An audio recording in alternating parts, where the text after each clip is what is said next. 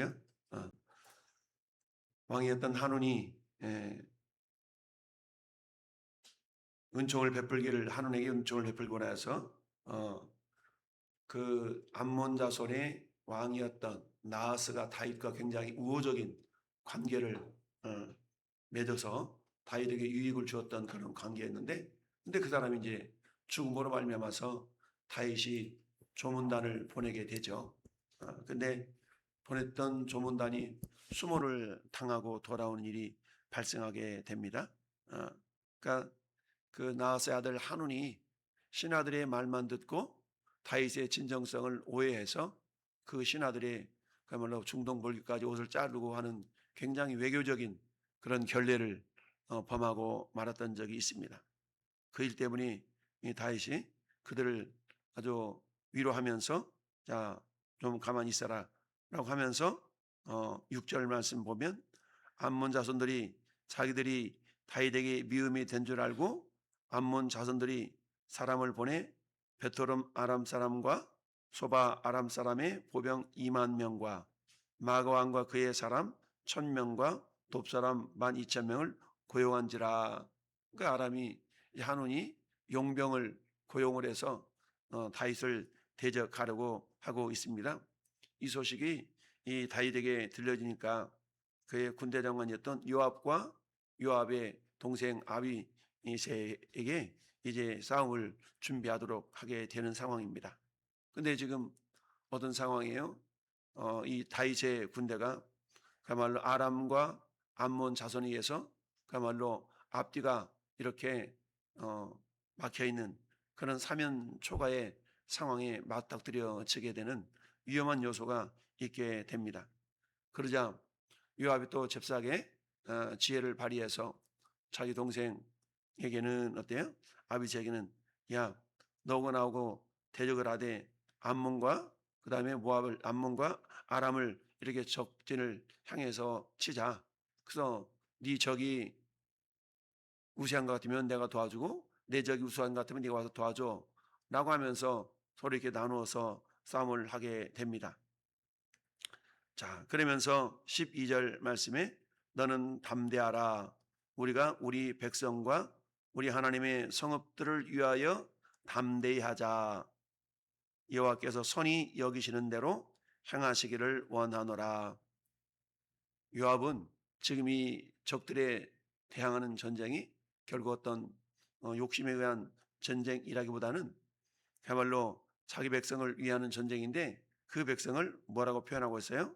하나님의 성읍들이라고 표현하고 있죠. 그러니까 즉 이 전쟁을 거룩한 전쟁, 곧 성전이라고 우리가 표현할 수가 있겠죠. 그래서 이 성전이라고 표현할 수가 있는데, 그런데 이 사무엘하 10장 전체적인 모습은 결국 아람과 암몬과 이스라엘의 어떤 전쟁이라고 말할 수가 있는데, 이것은 영적으로 보면 오늘 이 시대에 그야말로 하나님의 사람들을 향한 악한 마귀 사단의 세력들의 공격에 견줄 수가 있죠. 그러나 결국 어떻습니까? 우리 하나님은 예수 그리스도를 이 땅에 보내셔서 십자가에서 악한 마귀 사단의 괴계를 물리쳐 이기신 승리한 그런 승리한 싸움을 우리는 지금 싸우고 있다라고 늘 믿음으로 고백하고 선포하며 나아갑니다. 예수님이 사탄의 권세를 십자가에서 깨뜨린 모습을 골로새서 2장 13절에서 말씀하고 있습니다. 이미 승리한 싸움을 싸우는 그 싸움, 오늘 말씀의 제목은 한마디로 말하면 영적 전쟁에는 휴전이 없다라는 제목으로 말씀을 묵상하는데요. 다시 한번 고백할까요? 영적 전쟁에는 휴전이 없습니다. 영적 전쟁에 휴전이 없다. 가끔 우스갯소리로 그런 얘기 하잖아요. 뭐 여름 너무 뜨거울 때, 겨울 너무 추울 때는 우리 뭐 전도도 하지 말고 좀 쉬고 뭐 이런 얘기들 하는 경우가 있죠. 또 목장 모임이나 또는 뭐 구역 모임이나 이런 모임도 너무 덥고 너무 추우니까 방학들 하는 경우가 많이 있죠. 인간적으로 보면 그게 옳은 것 같은데 영적인 관점에서 본다 그러면 오늘 말씀의 제목처럼 영적 전쟁에는 휴전이 없다라는 사실입니다. 마귀 사탄은 우리를 어떻게 하든지 우는 사자와 같이 두루다니며 삼킬자를 찾으려 하고 있다라는 얘기인데요. 이처럼 언제나 우리를 포위하려고 하는 그 사단의 계기가 있다는 사실 우리는 알아야 됩니다. 오늘 9절 말씀에 자기와 맞서 앞뒤에 친 적진을 보고 그랬죠. 그야말로 사방으로 우겨쌈을 당할 수 있는 그런 상황들이 우리 믿음의 사람들의 삶의 모습인 것이죠. 적들은 언제나 우리를 이처럼 포위하고 하고 공격하려고 하고 있다는 얘기죠. 그러면 어떻습니까? 앞뒤에서 공격을 하려고 위협을 하면 우리는 어때요? 그야말로 다 대비를 할 수 있어야 되죠. 어느 한쪽만 대비하다가는 다른 쪽에서 뚫릴 수밖에 없게 되는 것 아니겠습니까? 요압은 지혜롭게 자기와 동생이 둘로 나눠져서 서로 암몬과 그다음에 아람을 대적할 수 있는 그런 진영으로 다시 새롭게 재편을 하는 것을 보게 됩니다. 그리고는 어때요? 그리고는 싸우는데 하나님께서 이 싸움에서 하나님께서 선히 여기시는 대로 행하시기를 원하노라. 즉 싸움에서 나가서 절대적으로 자기의 힘을 의지하지 아니하고 하나님의 선하심, 즉 하나님께 의지하고 있다라는 걸 우리에게 보여주고 있습니다. 에베소서 6장에 우리의 씨름은 혈과 육을 상대하는 것이 아니다. 즉 육신적인 혈육의 싸움이 아니라 악한 영들과의 싸움인 것을 우리에게 말씀해 주고 있죠. 이처럼 우리의 진짜 싸움은 눈에 보이는 혈육적인 싸움이 아니라 그 배후의 역사는 악한 영과의 싸움인 것을 우리가 잊지 말아야 됩니다. 그래서 사도 베드로는 베드로전서 5장 8절에 근신하라 깨어라 너희 대적마귀가 우는 사자와 같이 두루다니며 삼킬 자를 찾는다라고 말씀을 하고 있죠. 사탄은 쉬지 않고 기회를 찾기 때문에 우리 믿음의 사람들은 늘 깨어 있어야 되는데 어떻게 깨어 있나요? 말씀과 기도로 무장해서 깨어 있는 것이죠. 두 번째는 영적 전쟁의 승리는 오직 하나님께 있다는 사실을 요압은 알고 있습니다. 그래서 우리 읽어봤던 12절 말씀에 너는 담대하라 우리가 우리 백성과 우리 하나님의 성읍들을 위하여 담대하자 여호와께서 선히 여기시는 대로 행하시기를 원하노라 라고 말씀하고 있습니다. 이스라엘 백성들을 저 애굽 땅에서 이끌어냈던 모세와 아론 뒤에서 애굽 군대가 쳐들어올 때에 하나님은 모세에게 그야말로 지팡이를 들어 홍해를 가르게 하셨던 그런 기적의 역사가 이루어졌던 것이죠. 이때 두려워 떨고 있는 이스라엘 백성들을 향해서 하나님은 모세의 입술을 통하여 이렇게 이루어 주셨습니다. 출애굽기 14장 14절에 여호와께서 너희를 위하여 싸우시리니 너희는 가만히 있을지어다 라고 말씀합니다. 하나님께서 친히 자기 백성을 위하여 싸워주신다라는 이야기죠. 로마서 8장 37절에도 우리를 사랑하시는 이로 말미암아 우리가 넉넉히 이기느니라 라고 말씀하고 있습니다. 그렇습니다. 우리의 승리의 비결은 우리에게 있는 것이 아니라 우리를 사랑하시는 하나님의 사랑이 있다라는 것을 우리가 기억할 수 있어야 됩니다.